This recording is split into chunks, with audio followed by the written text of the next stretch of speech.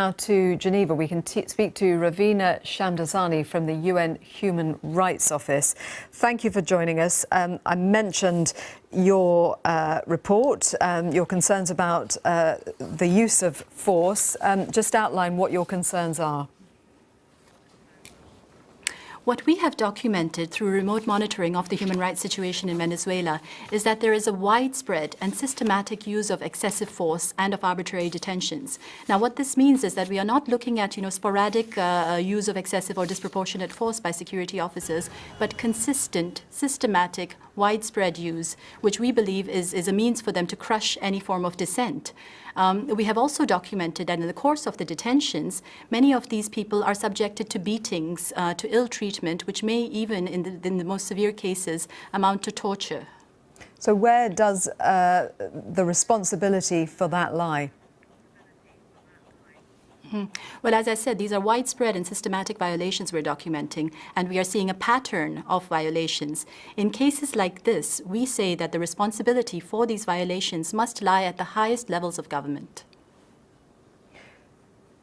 So are you saying that, obviously you're saying that it is the job of the government to rein in the security forces, but are you saying that the government is actually guiding the security forces in this? There is effectively blood on the hands of the government.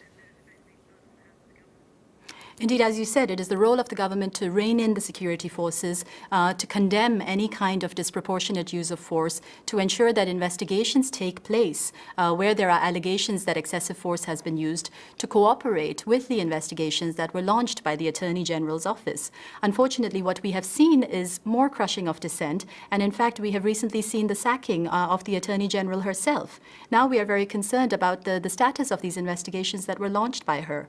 We urge the government to continue with these investigations to ensure that there are meaningful, credible, independent investigations of every single account where excessive force was alleged to have been committed by security forces. But when you talk about your concerns of what the security forces are doing they doing it on the direct orders of the government? Is there blood on the hands of the government? Well, it is impossible for us to know whether there have been direct orders. But as I said, what we are seeing is patterns of violations, widespread and systematic violations, which cannot be conducted without the knowledge of the government. And as I said as well, the government has failed to condemn these violations, which is their duty. They have failed to investigate these violations, which once again is their duty. We are seeing arbitrary detention at a very high scale. Reports suggest that more than 5,000 people have been arbitrarily detained, of whom 1,000 remain in detention.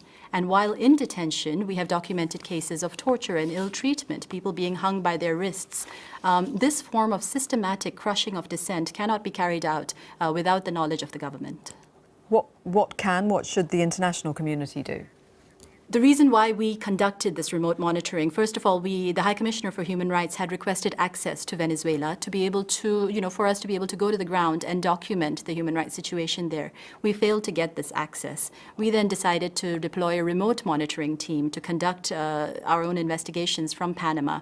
Now, the point of these investigations is to draw the attention of the international community to what is happening in Venezuela, to give an objective and independent account of what is happening in the face of a lot of propaganda that's coming out from the country. The international community needs to react, and we will be publishing a final report with the full findings, with a legal analysis, and with recommendations for steps for the way forward at the end of August. Thank you very much, Ravina Shamdasani from the UN Human Rights Office.